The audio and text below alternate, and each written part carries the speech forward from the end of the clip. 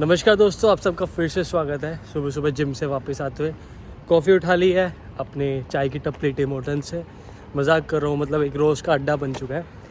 And finally आपके भाई की टेम्प्रेरी रेजिडेंट जो भी टीआर होता है, टीआरवी यार, ठीक है, वो आ चुकी है। भाई मेरे को तो ना एक बारी को डर लग गया था कि आएगी या नहीं आएगी, क्योंकि महीना हो गया था अप्लाई करे और मेरे को तो ऐसा लग रहा था कि भाई मैं इंडिया कैसे जाऊँगा इसके बिना क्योंकि भाई तुम कंट्री छोड़ सकते हो।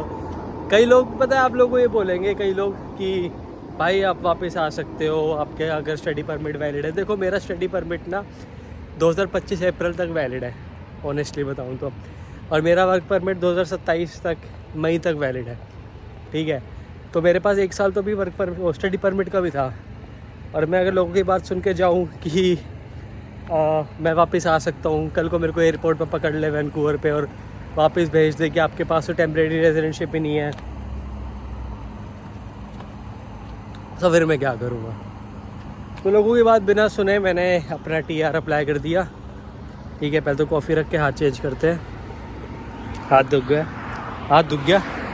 तो लोगों की बात बिना सुने मैंने टीआर अप्लाई कर दिया, ठीक है। एंड मैं काफ़ी खुश हूँ कि आ गया फाइनली, क्योंकि भाई जब तक अप्लाई नहीं किया था ना, मेरी सबसे बड़ी बेवकूफ़ी क्या हो गई कि मेरा वर्क परमिट आया मई में, अप्रैल में, हाँ मैंने जून 6 को अप्लाई किया। मतलब सोच रहा हूँ, मई 14-15 को मेरा वर्क परमिट आया, मैंने टीआर अप्लाई करी जून 6 को, और मेरी टीआर आई जुलाई 3 को, ठीक है। पूरा महीना होने वाला था। एंड आई वाज लाइक कि ब्रो कि अगर ये नहीं आई तो मैं इंडिया कैसे जाऊँगा। वही ना, क्योंकि आप लोगों को ना देखो वर्क परमिट हो वो मैटर करता है, वर्क परमिट ऑब्वियसली करता है। विदाउट वर्क परमिट आप यहाँ पे रहोगे कैसे, काम कैसे करोगे। बट आपके पास टीआर होनी चाहिए जब आप अंदर बाहर कंट्री से कर पाओ। आप जैसे कि घूमने जा रहे हो, फॉर एग्जांपल यहाँ से लोग कैरिबियन जाते हैं, यूएस जाते हैं, मेक्सिको जाते हैं, इंडिया जाते हैं, पाकिस्तान जाते हैं, अफगानिस्तान, बांग्लादेश, अपनी अपनी होम कंट्रीज़ में जाते हैं। Then they definitely need TR to come back to Canada. अगर वही नहीं है तो फिर तुम कनाडा में वापस नहीं आ सकते, क्योंकि वो देख टूरिस्ट वीज़ा, ठीक है। तो याद है ना एक बार टीआर टू पीआर आया था, तो वो आ गई है मेरी। अब टीआर अप्लाई कैसे करते हैं, हाउ टू अप्लाई टीआर, तो उसका भी एक चक्कर है कि आपके पास अपना जीसी की होना चाहिए, आईआरसीसी का अकाउंट। हाथ चेंज कर लेते हैं, फिर से हाथ दुख गए हैं, ठीक है। तो आपके पास अपना जीसी की होना चाहिए, आईआरसीसी अकाउंट जिसको कहते हैं। या अगर आपको एजेंट नहीं दे रहा पुराने वाली जीसी के, तो डोंट वरी, आप नया बना सकते हो। आपकी नई जीसी की आप फिर से खुद से बना सकते हो। एंड उसके बाद अगर आप वर्क परमिट के प्रोसीजर्स फॉलो करके वर्क परमिट अप्लाई करके जब आपका वर्क परमिट आता है, देन सेम प्रोसीजर फॉलो करके, सेम फॉर्म, सेम फॉर्मेलिटीज़, आपको यूट्यूब पे काफ़ी वीडियोस मिल जाएंगी कि ये चीज़ें भरना। मैं खुद भी डालूंगा ये वीडियो कि how to apply work permit and how to apply TR, तो ये वीडियो भी मैं खुद डालूंगा, डोंट वरी गाइज। स्टूडेंट्स के लिए टूरिस्ट से वर्क परमिट कैसे कन्वर्ट करते हैं वो मेरे को नहीं पता, ना मैं वो कभी वीडियो डालूंगा, क्योंकि मैं प्रमोट नहीं करता, ना मेरे को स्टेप्स पता, ना मैं प्रमोट करता, ठीक है। तो वो करके आपको जैसे वर्क परमिट आएगा आपका, उसके बाद सेम फॉर्म भर के, सेम स्टेप्स फॉलो करके आप एक पेज पे आते हो। पता है जब आप वर्क परमिट अप्लाई करते हो आपके सामने एक पेज खुलता है कि टीआर की अप्लाई करनी है वर्क परमिट, तो उस टाइम पे आप लोग चूज़ करते हो वर्क परमिट। बट जब आप टीआर अप्लाई करते हो तो सेम पेज फिर से आता है कि टीआर अप्लाई करना है या वर्क परमिट। देन उस टाइम को आपको चूज़ करना पड़ेगा टीआर, ठीक है। सेम फॉर्म भर के, सेम आगे बढ़ के प्रोसीजर, सेम थोड़े बहुत क्वेश्चंस पूछे जाते हैं।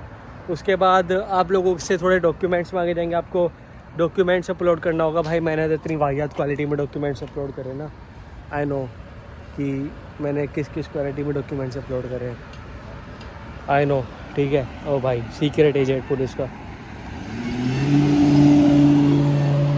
भाई सब पे नज़र रखते हैं लोग, ठीक है। तो मैंने डॉक्यूमेंट्स अपलोड करे। भाई मैंने, पता है ऐसा भी था कि पिछले 6-7 महीने की पासपोर्ट साइज़ फ़ोटो होनी थी आपकी। तो मेरे फ्रेंड ने क्या किया कि तू खिंचवाने क्यों जा रहा है, फालतू के पैसे खर्च करेगा, एक काम करना, मोबाइल ऐप डाउनलोड कर, पासपोर्ट साइज़ फ़ोटो ले, कोई भी ऐप आएगी उससे फ़ोटो खींच, कन्वर्ट कर और अपलोड कर दे। भाई मेरी फट गई, मैंने कहा ठीक है कर देते हैं, ठीक है। और यू नो व्हाट हैपन, एक टाइम पे डर लग रहा था कि जो मैंने फ़ोटो अपलोड करी थी उसमें पीछे शेडो भी थी, तो शैडो वाली फ़ोटो अपलोड करते हुए फाइनली खतरों के खिलाड़ी बनते हुए कॉफ़ी की चुस्की लगाते हुए बात कर रहा हूँ मैं आपसे। तो खतरों के खिलाड़ी बनते हुए मैंने फ़ोटो अपलोड करी। एक बार रोड क्रॉस करते फिर बात करते हैं।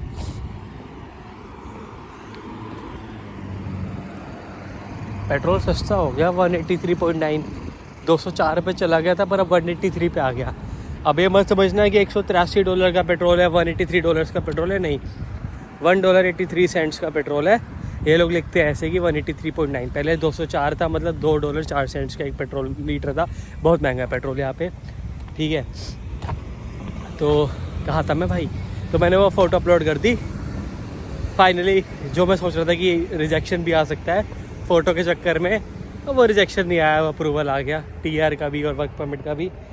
एंड अब इसके बाद क्या होता है भाई, ये लोग ना कनाडा वाले भाई आपसे ना हर टाइम पे देखो पैसे देते भी है फेडरल गवर्नमेंट, और एक टाइम पे पैसे ले भी लेती है क्योंकि किसी न किसी तौर पे मौके पे। भाई पहले $100 दो, पहले तो आप $240-250 था आप अपने वर्क परमिट के, $250, ठीक है। उसके बाद अब $100 दो TR के, ठीक है, $350। जब आप TR लेने जाते हो, मतलब TR के लिए पासपोर्ट कोरियर करते हैं इनको, एक तो इनको पासपोर्ट कोरियर करना पड़ता है, इनकी वो नहीं होती, क्या नाम है, ऑफिस नहीं होते हर एक सिटी में कि हमें जाके पहले ऑफिस में जाना है, देन हमें पासपोर्ट सबमिट करना है, देन वहीं पे हमारा हाथों हाथ प्रिंट हो जाएगा। जैसे इंडिया में VFS होता है ना बायोमेट्रिक के लिए, यहाँ पे ऐसा कुछ नहीं होता, ठीक है। तो ऐसा सब होता है। ओटावा जाएगा, ओटावा कह रहा हूँ, ओटावा होता है वैसे प्रोनाउंसिएशन। हम देसी लोग हैं, हम तो टोरंटो को भी टोरंटो बोलते हैं। तो आपका पासपोर्ट जाएगा ओटावा, ठीक है भाइयों, और ओटावा से फिर वापस आएगा। तो उसमें भी ये लोग $70 लेते हैं आपसे। भाई मेरे से $68 लिए टैक्स लगा के, बन तो कुछ और रहते पर इन्हें थोड़ा सा टैक्स भी लगा दिया। टैक्स तो यहाँ पे भाई लगता ही लगता है, वेदर कितना प्यारा हो रहा है ना, टैक्स तो यहाँ पे लगेगा ही लगेगा, ठीक है। हर एक चीज़ पे 12% टैक्स है, GST, हर एक चीज़ का अलग अलग सिस्टम है, सौदा है। आपकी सैलरी पे अलग टैक्स स्लैब है। स्टूडेंट्स को भी नहीं छोड़ते, तो स्टूडेंट्स की सैलरी पे भी टैक्स मारते हैं भाई। मैं अभी तक ना सच बताऊँ 2.5 लाख रुपये तो टैक्स दे चुका हूँ, मजाक से हट के, एज अ स्टूडेंट। तो सोचो जिनकी 70-80 हज़ार डॉलर सैलरी होती होगी साल की, $1,00,000 सैलरी होती होगी साल, वो कितना टैक्स देते होंगे, ठीक है। तो भाई ये लोग क्या करते हैं, 2 एनवलप लेते हैं। एक एनवलप में आपका जाएगा पासपोर्ट रिक्वेस्ट लेटर, ठीक है, और उसके साथ पासपोर्ट जाएगा, और एक एनवलप खाली जाएगा। मतलब भाई गवर्नमेंट तुम्हारे पास पैसा बहुत है, माना है प्रोसीजर है, ठीक है, कम से कम एक एनवलप तो तुम अपनी साइड से भेज दो। मतलब जो हमें एनवलप रिसीव होना है पासपोर्ट के साथ, वो एनवलप भी हम ही भेजें, हम ही ख़रीद के भेजें, हम ही अपना एड्रेस डालें उसके ऊपर, और हम ही वेट करें। मतलब भाई साहब सौदा ही अलग है इनका। तो ये सिस्टम है। बाकी congratulation to myself, TR आ गई है। अब 55 डेज़ टू गो, इंडिया के लिए 55 डे रह गए हैं। एंड मिलते हैं आप लोगों से इंडिया में बहुत जल्द। टिल देन अगर आपको वीडियो पसंद आएगी तो like share subscribe to my YouTube channel Karan in Canada. Bye bye guys.